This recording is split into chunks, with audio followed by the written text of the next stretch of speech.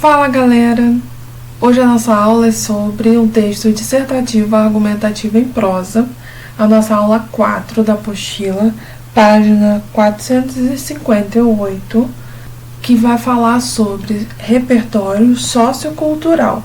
Eu sou a Alexandra Valdem e vamos para a nossa aula. Repertório sociocultural. O que é isso?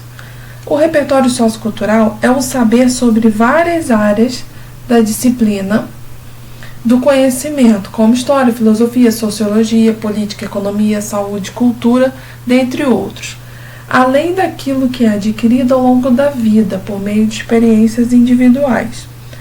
Então, você tem que construir uma redação e você vai ter que incluir conhecimentos do seu cotidiano, da sua vida, tudo aquilo que você adquiriu durante a sua vida. Dentro da redação do CAP, ele vai ter uma competência que ele vai pedir para você fazer o quê?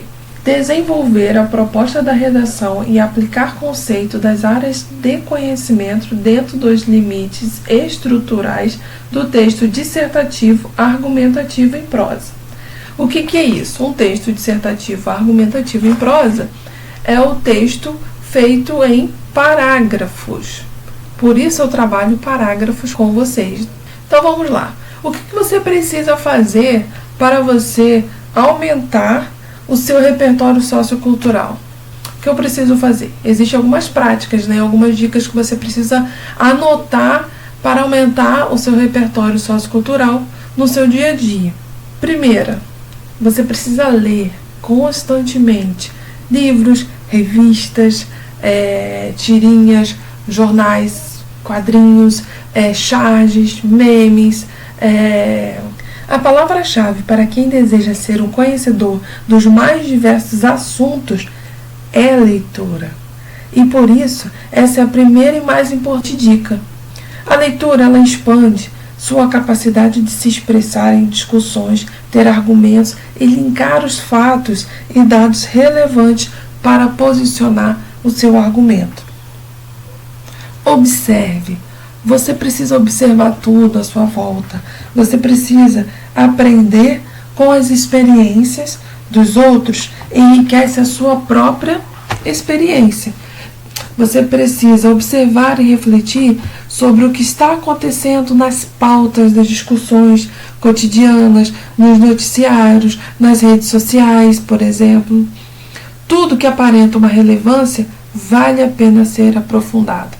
Então você precisa realmente observar tudo que está se falando, tudo que está acontecendo no mundo, o que os jornais estão falando mais, o que as revistas estão falando. Você precisa sempre ser um observador. Não seja acomodado. O que seria isso? É você sair da rotina. Você não pode ficar sempre na mesma situação. Você tem uma redação na sua mão e você vai pegar, eu não sei o que eu vou fazer. Eu não sei o que eu posso fazer. Não, você precisa buscar, se esforçar, correr atrás, sair da rotina. Não está dando certo aquilo, vai fazer outra coisa, depois volta e você vai fazer a redação de novo. Então, se não deu certo, tente de novo e vai tentando. Por quê? Você precisa conhecer espaços novos, pessoas novas, porque tudo enriquece o repertório de vida. Portanto, é importante ter o que contar, saber descrever lugares e acontecimentos. É sempre importante. Até mesmo na sua conversa, no seu dia a dia, é importante ter conhecimento para que a conversa não morra em 5 minutos. Assista filmes, séries, documentários. É muito importante você ter um momento de você aproveitar o momento de entretenimento para poder ser um momento também de aprendizagem. Além dos documentários históricos, jornalísticos e investigativos, por exemplo, até mesmo os filmes, séries de ficção podem te ajudar a aprimorar seu repertório sociocultural. Afinal, muitas dessas gravações representam a realidade e levantam discussões que são pautadas e que pautam os assuntos que discutimos em sociedade. Então você pode citar um filme, você pode citar uma série, você pode citar uma situação dentro de um documentário na sua redação, desde que tenha relevância ali com o seu assunto. Próximo passo, muito importante para vocês, é procure bons autores. Você precisa ter ótimas citações, você precisa ter carta na manga para a sua redação. Alguém que você fale assim, eu posso citar esse cara em todas as redações que eu fizer. Ele pode servir em qualquer tema. Então você precisa realmente ter isso como carta na sua manga. Olha só, autores de livros consagrados também podem ser usados como respaldo em discussões. E você pode utilizar citações para garantir maior confiabilidade no seu texto. Por isso, é importante conhecer essas pessoas, seus posicionamentos e discursos. Assim, você aumenta o seu repertório sociocultural e ainda aprende informações para utilizar em sua argumentação.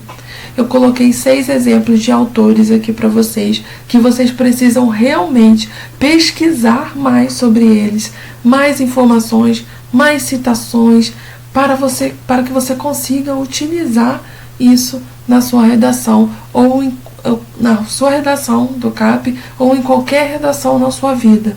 Por quê? É um assunto que você vai levar não somente para a redação, mas também no seu ensino médio, na sua faculdade, você vai ter como conversar sobre esses bons autores. Então vamos lá. Primeiro, Hannah Arendt. Ela é uma autora que nasceu na Alemanha, uma pensadora que nasceu na Alemanha. Ela estudou muitas coisas como regimes autoritários, política, ética, educação, a condição do trabalho, a violência, a condição do ser humano e a condição de mulher. Ela também estava entre os que tiveram coragem de fazer uma crítica ao sistema soviético. Normalmente você vai ter ali livros que falam sobre a condição humana. Uma citação da Hannah é: toda dor pode ser suportada se sobre ela puder ser contada uma história. A questão da dor pode ser considerada hoje como uma questão filosófica. O problema da dor, do sofrimento, é dar voz a esse sofrimento, porque o sofrimento acaba ensinando. Com tudo que você sofre, você acaba aprendendo com o sofrimento. O que a gente vê hoje é uma geração que não tem tido uma didática, uma orientação para saber lidar com a questão da dor. Você pode fazer essa citação em uma redação que tenha temas relacionados com política, como saúde mental, suicídio, e podem aparecer na sua prova de redação. Outra citação é: o conservadorismo faz parte da essência da educação, cuja tarefa é sempre abrigar e proteger. Essa frase é interessante porque as pessoas costumam pensar o conservadorismo como algo ruim. E ela, a Arendt, não é uma pensadora conservadora. Ao contrário, ela é uma pensadora revolucionária, liberal. Mas ela achava importante as gerações dialogarem, não romper com o passado. Ela diz que não existe o inédito, o que existe é a inovação, o novo. Só que esse novo tem que repousar na tradição, tem que dialogar com a tradição. Outra citação dela é: quem habita este planeta não é o homem, mas os homens. Pluralidade é a lei da Terra. Essa frase da pensadora alemã pode se encaixar em temas que abordem questões como diversidade, inclusão e minorias. A gente costuma falar sobre o homem como uma abstração. Hoje existe muito essa questão do universo multicultural, plural, de dar voz às minorias. Outro sociólogo também polonês é o Zygmunt Bauman. Bauman é um dos autores assim centrais que vocês precisam realmente estudar, né? Ele fala sobre as relações pessimistas, as relações líquidas. Ele fala do relacionamento líquido, aquilo que é imediatista, fala como se a nossa geração, ela procura tudo aquilo que é mais rápido. Zygmunt Bauman vai falar que a sociedade, ela é imediatista, né? E as relações escorrem entre os dedos, ela é líquida. O homem é um individualista. Tem a sociedade, né? O homem, ele tem a falta da empatia, ele não quer se colocar no lugar do outro, ele é individualista. Também fala sobre a tecnologia, fala que vivemos em tempos líquidos. Na educação você pode utilizar esse texto. Aí ele tem vivemos em tempos líquidos na educação. Nada é para durar. Fala das relações e os produtos. Vamos lá. O eixo da estratégia da vida pós-moderna não é fazer a identidade deter-se, mas evitar que se fixe. Ele vai falar assim, o Zygmunt Bauman, né? Esse trecho ele é retirado dos Turistas e Vagamundos, os heróis e as vítimas da pós-modernidade. A imagem do turista foi usada por Bauman como uma metáfora para a forma como as pessoas vivem no mundo atual. O ser humano vive hoje no mundo meio que como um turista, sem querer muito compromisso, quer se divertir, quer uma passagem sem grandes projetos. Isso define a chamada pós-modernidade, explicou ele. Então, o Zygmunt Bauman também precisa estar entre os autores, as suas citações, trechos gravados, marcados dele no seu caderno. Separe um caderninho, uma parte do caderno para colocar citações de bons autores. Edgar Morin, ele nasceu em 1921 na França. Para ele, o ser humano é uma espécie. Para ele, o ser humano é espécie, cultura, organismo. É um ser planetário, um ser cosmológico e tem uma dimensão espiritual. Ele também vai além dos limites que geralmente as academias dão para o ser humano, de antropologia física, passando por educação, ambientalismo. Uma das citações dele fala: a forma hoje como nós produzimos conhecimento produz também ignorância. O argumento assim por trás dessa frase indica que atualmente o conhecimento é desfragmentado, é disjunto, é como se fosse quebrado. Então o sociólogo não entende o filósofo e vice-versa. Outra citação a política passa incessantemente pelo conflito entre o realismo e a utopia. Né? Essa frase aí, ela pode ser aplicada em textos que falem sobre democracia e eleições. Às vezes, segundo o Edgar, às vezes a gente idealiza algo, mas realizá-lo é uma utopia. A utopia não se realiza, mas progride, cresce, vence problemas. Então, a utopia é muito importante. Na verdade, é como se fosse uma armadilha para que pudéssemos vencer as mazelas do mundo. Marshall McLuhan, ele é um teórico da comunicação canadense. Ele estudou meios de comunicação e a relação à sociedade.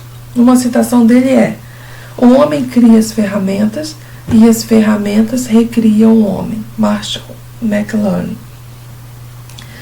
Ele foi o primeiro grande teórico da comunicação a estudar como os novos meios têm o poder de transformar a natureza humana. Ele pode ser evocado na redação como em temas que envolvam as redes sociais ou tecnologias de informação e de comunicação. Um conceito que McLuhan criou décadas antes da invenção do smartphone é considerar os meios de comunicação como uma extensão do homem, com a internet e os celulares. Hoje nós temos um outro ser humano, uma outra sociedade. Precisamos de uma nova ética, de novas diferenças, de novos paradigmas. Ele diz que as redes sociais estão criando outro ser humano. As pessoas precisam perceber isso. Segundo ele, é preciso dialogar com essa nova realidade, é ver quais são os caminhos para criar uma sociedade saudável dentro de um mundo virtual, que também é real. Nosso quinto é Jean-François Lyotard. Ele é considerado um pensador da pós-modernidade. Para ele, a pós-modernidade é um momento em que pilares da modernidade começam a ser questionados. A confiança na razão, a confiança no sujeito, a confiança na história, nas grandes narrativas, a evolução. Uma citação dele é: simplificando ao extremo, defino a pós-modernidade como incredulidade diante das metanarrativas. O pensador francês chama de narrativas as grandes narrativas da história, como a Bíblia ou o marxismo. Mas, segundo ele, esse questionamento também modifica o formato de conteúdos que as pessoas consomem. Um exemplo são os seriados, onde cada episódio é curto e se fecha em si mesmo, em contraposição às novelas, que duram muito mais. Segundo Lyotard, a ideia do progresso na modernidade supõe que seja possível e necessário romper com a tradição para instaurar uma nova ordem. Essa frase dialoga também com o pensamento de Hannah Arendt, que a gente sempre acha que pode enterrar o passado, mas não, nós temos que inovar, mas pautado na experiência que a humanidade já traz consigo. Por isso, é importante estudar história. Quer dizer que nós vamos inovar, mas como base nós temos a história. Então, temos que estar pautados na história. Luiz Felipe Pondé, esse autor, brasileiro, nasceu em 59, tem um senso crítico muito aguçado, é visto hoje como um pensador da direita. Tem formação pascaliana, agostiniana, baseada no pensamento católico, mas hoje se diz ateu. Acredita que não existe uma ordem moral no universo e que ainda que exista Deus estaria um pouco decepcionado com a condição humana, com base nos mitos que estão no Velho Testamento. Uma citação dele é: o perdão é maior que a justiça. Ele cabe onde a justiça não seria suficiente.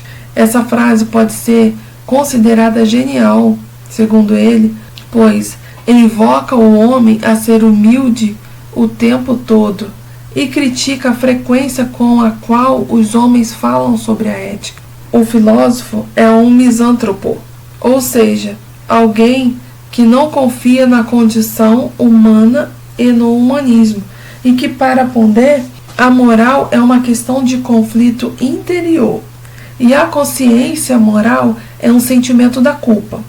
Então, a condição da moralidade é uma condição de humildade em que você dialoga com a sua consciência em uma condição de sofrimento. Seu interior dialoga com a consciência, quando ela está em condição de sofrimento. Guardem esses autores, pesquisem mais sobre eles, principalmente a Hannah, o Zygmunt Bauman, o McLaren, Lyotard. Pesquise informações sobre eles, várias informações da internet que vocês podem utilizar para pesquisar, se aprofundem mais nesses autores. Então, nosso último recado é: pesquise, pesquise, pesquise. Encontraram autores diferentes, citações diferentes, anotem. Argumentos diferentes, anotem. Olhem tudo, pesquisem bastante, leiam. Vocês precisam ler bastante mesmo. Para ter conhecimento, é preciso adquirir conhecimento com a leitura. Então, vocês precisam continuar lendo. Não espere que as informações cheguem até você. Vá atrás dela. Pesquise sobre tudo que você acredita ser relevante para o seu repertório pessoal. Vocês precisam fazer algumas perguntas quando estiverem pesquisando. O que tem acontecido no cenário político atual? É uma das perguntas. Há guerras atuais em evidências? Quais são as questões sociais em alta? que tipo de discussões estão frequentes, o que está se destacando na mídia. São informações que vocês precisam anotar, colocar no caderninho de vocês, anotar, pesquisar bastante. Se você tem pessoas que têm conhecimento, pesquise, converse com eles, converse com as pessoas, você consiga ter esse repertório pessoal. O repertório sociocultural, ele não só te ajuda na redação, mas também te ajuda no contexto, na sua vida, no seu dia a dia. Por último, nós temos aqui a nossa estrutura da redação, que eu preciso falar com vocês em todas as aulas. Vocês precisam ter isso fixo. O texto dissertativo, argumentativo em prosa, ele vai utilizar essa estrutura. É a nossa estrutura base. Você tem introdução, desenvolvimento e conclusão. Na introdução, você vai ter que colocar o seu tema, a sua contextualização e a sua tese. A sua tese, eu posso lembrar que é o seu problema, é aquilo que você precisa resolver no seu desenvolvimento 1, no seu desenvolvimento 2. O tópico frasal, a primeira frase, o primeiro período no texto, que é do início da letra maiúscula até o primeiro ponto final. Tópico frasal. Argumentos. Você vai trabalhar os argumentos que você vai utilizar para fortalecer a sua tese. E o encerramento, ele é opcional, uma frase de encerramento ali no seu desenvolvimento. Então, no desenvolvimento 1 e 2, tem a estrutura de tópico frasal, mais argumentos, mais encerramentos. Na sua conclusão, você vai ter que reafirmar a tese, o seu problema, colocar os agentes, colocar a proposta de solução e a sua frase otimista. Então, não esqueçam dessa estrutura, que é muito importante na redação de vocês. Vocês receberão também o tema da redação, da sua quarta redação, no grupo e na sala virtual. Então, qualquer dúvida, vocês podem perguntar, podem tirar as dúvidas, não deixem de fazer as redações, não deixem de entregar, vocês precisam continuar produzindo as redações, ok? Assim, terminaremos a nossa aula e nos falaremos na próxima aula, na próxima semana. Assim terminamos a nossa aula. Qualquer dúvida, vocês podem fazer perguntas pelo WhatsApp ou pela sala virtual. Vou tentar responder todas as perguntas. Muito obrigada e até a próxima aula.